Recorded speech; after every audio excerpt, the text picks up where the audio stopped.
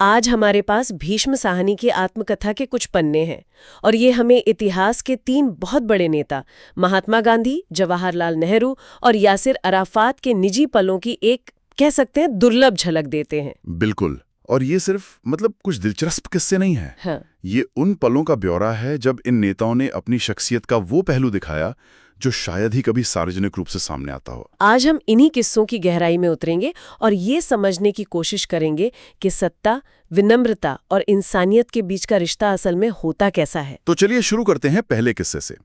ये हमें 1938 के भारत में ले जाता है। जगह है सेवाग्राम आश्रम। गांधी जी वहीं से पूरे आंदोलन को चला रहे थे और वहीं पर भीष्म साहनी अपने भाई बलराज साहनी से मिलने पहुंचे थे। और उन्हें गांधी जी के साथ सुबह की सैर पर जाने का मौका मिला। साहनी जी लिखते हैं कि वो बहुत घबराए हुए थे। अब आप सोचिए, एक नौजवान देश के सबसे बड़े नेता के साथ टहल रहा है, क्या बात करे, कैसे करें। सही बात है, लेकिन गांधी जी ने वो जो एक अजीब सी खामोशी होती है उसे तुरंत तोड़ दिया। उन्होंने साहनी से उनके शहर रावलपिंडी के बारे में पूछना शुरू कर दिया, वहां के लोगों के बारे में, वहां की गर्मी के बारे में मजाक करने लगे और पल भर में माहौल एकदम हल्का हो गया। पर उस यात्रा की जो सबसे यादगार घटना थी वो कुछ और ही थी। एक दोपहर आश्रम में एक खोखे के पीछे से किसी लड़के के चीखने की आवाज आने लगी। वो चिल्ला रहा था, मैं मर रहा हूं, बापू को बुलाओ, मैं मर जाऊंगा। और पता चला कि कोई 15 साल का लड़का था जो पेट दर्द से बुरी तरह तड़प रहा था। लोग उसे समझा रहे थे कि बापू एक बहुत जरूरी मीटिंग में है, उन्हें परेशान नहीं कर सकते।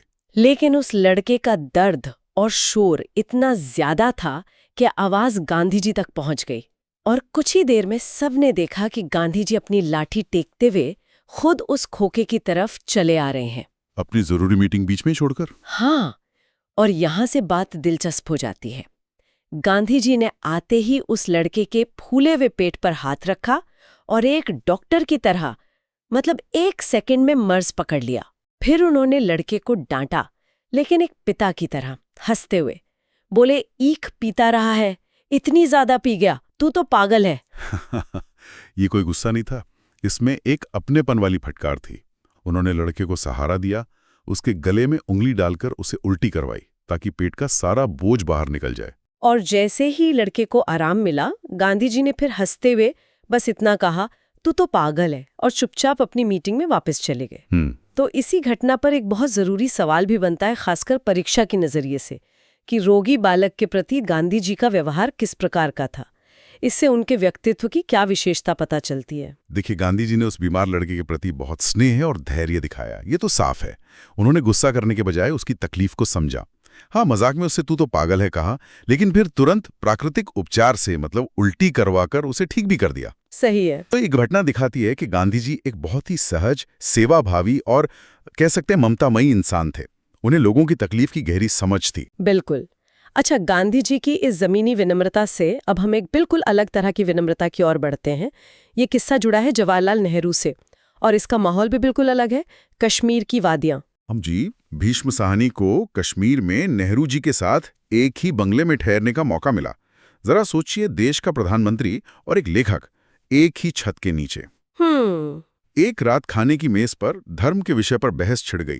मेहमानों के बीच माहौल थोड़ा गर्म होने लगा था, आवाजें ऊंची हो रही थीं। ऐसे में नेहरू जी ने बहस को आगे बढ़ाने या किसी का पक्ष लेने के बजाय एक कहानी सुनानी शुरू कर दी। उन्होंने पेरिस के एक बाजीगर की कहानी सुनाई। कहानी ये थी कि एक बहुत बूढ़ा और गरीब बाजीगर था। क्रिसमस का दिन था और उसके पास चर्च में चढ़ाने के लिए कोई कीमती तोहफा नहीं था। तो जब चर्च पूरा खाली हो गया तो वो चुपके से अंदर गया और मदर मैरी की मूर्ति के सामने खड़ा हो गया, और फिर उसने वही करना शुरू किया जो उसे सबसे अच्छी तरह आता था, करतब दिखाना। अच्छा। वो गुलाटियां मार रहा था, सिर के बल खड़ा हो रहा था, मतलब अपनी कला का पूरी सच्चाई और लगन से प्रदर्शन कर रहा था। उसके लिए वही उसकी प्रार्थना थी, वही उसका चढ़ावा था। वो पसीने से तरबतर हो गया। तभी चर्च का पादरी वहां आ गया और जाहिर है एक बाजीगर को पवित्र जगह पर कलाबाजियां करते देख उसे बहुत गुस्सा आया। वो उसे मारने के लिए दौड़ा, लेकिन तभी कहानी के अनुसार एक चमत्कार हुआ। हाँ, चमत्कार ये हुआ कि मदर मैरी अपनी मूर्ति से बाहर निकली और उन्होंने अपने आंचल से उस पसीने में भीगे बाजीगर का माथा पोंछा। वाह! ये कहानी सुनाकर नेहरू जी चुप हो गए। उन्होंने एक शब्द नहीं कहा, लेकिन मेज पर मौजूद हर व्यक्ति को संदेश मिल गया था। संदेश ये था कि सच्ची श्रद्धा और भक्ति किसी कर्मकांड या दिखावे की मोहताज नहीं होती, वो दिल की सच्चाई में होती है। क्या कमाल का तरीका है एक तनावपूर्ण बहस को खत्म करने का। लेकिन नेहरू जी से जुड़ा एक और छोटा सा किस्सा है जो शायद इससे भी ज्यादा गहरा है। अगली सुबह का। हाँ, अखबार वाला किस्सा। बिल्कुल। साहनी जी बरामदे में बैठकर अखबार पढ़ रहे थे। तभी नेहरू जी वहां आए और चुपचाप उनके पास आकर खड़े हो गए। साहनी लिखते हैं कि देश के प्रधानमंत्री को अपने सामने यूं खड़ा देखकर वो घबराहट के मारे सुन्न पड़ गए। उन्हें समझ नहीं आया कि क्या करें, अखबार पढ़ते रहें या फौरन खड़े होकर अखबार उन्हें दे दें। इस उलझन में वो बस अखबार हाथ में लिए बैठे रह गए। और नेहरू जी, देश के प्रधानमंत्री, चाहते तो 1 सेकंड में अखबार मांग सकते थे या ले सकते थे, पर उन्होंने ऐसा नहीं किया। वो बस चुपचाप शांति से इंतजार करते रहे। तो इसी पर अगला प्रश्न बनता है, अखबार वाली घटना से नेहरू जी के व्यक्तित्व की कौन सी विशेषता स्पष्ट होती है? देखिए, ये घटना नेहरू जी की सज्जनता, उनके धैर्य और उनकी विनम्रता को दिखाती है। लेखक के अखबार न देने पर उन्होंने कोई नाराजगी नहीं दिखाई, बल्कि चुपचाप इंतजार करते रहे। और अंत में उन्होंने बहुत ही विनम्रता से पूछा, अगर आपने देख लिया हो तो क्या मैं एक नजर देख सकता हूं? आप सोचिए, देश का प्रधानमंत्री होने के बावजूद उनमें अहंकार बिल्कुल नहीं था। ये सिर्फ विनम्रता नहीं है, ये एक लोकतांत्रिक मूल्य का प्रदर्शन है। सही कहा। ये मानना कि आपका पद आपको किसी दूसरे व्यक्ति के निजी स्पेस या समय पर अधिकार नहीं देता, ये बहुत बड़ी बात है। बिल्कुल। अब तीसरा किस्सा हमें भारत से बाहर ले जाता है, ट्यूनिस, और मिलाता है एक ऐसे नेता से जिनकी पूरी जिंदगी संघर्ष में बीती, फिलिस्तीनी नेता यासिर अराफात। जी, भीष्म सानी एक लेखक सम्मेलन के लिए ट्यूनिस गए थे। उस समय यासिर अराफात वहीं निर्वासन में रह रहे थे और फिलिस्तीनी आंदोलन का चेहरा थे। वो एक विश्व नेता थे जिनकी जान को हमेशा खतरा रहता था और वो बहुत कड़ी सुरक्षा में रहते थे।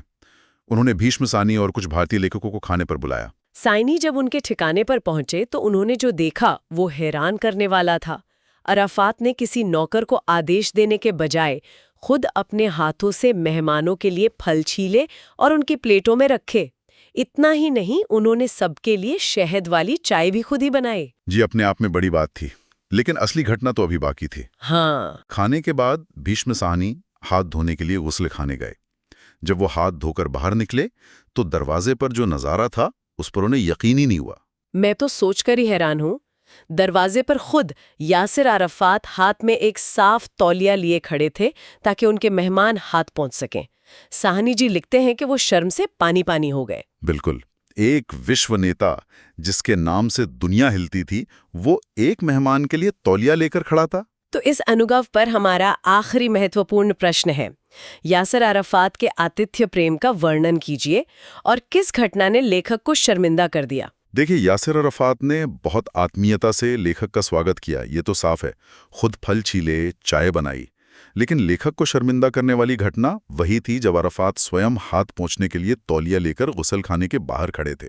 तो एक इतने बड़े नेता का ऐसा विनम्र व्यवहार देखकर लेखक अत्यंत शर्मिंदा और प्रभावित हो गए। यह घटना अराफात की सादगी और उनकी मेहमान नवाजी की, आप कह सकते हैं, पराकाष्ठा को दिखाती है। बिल्कुल।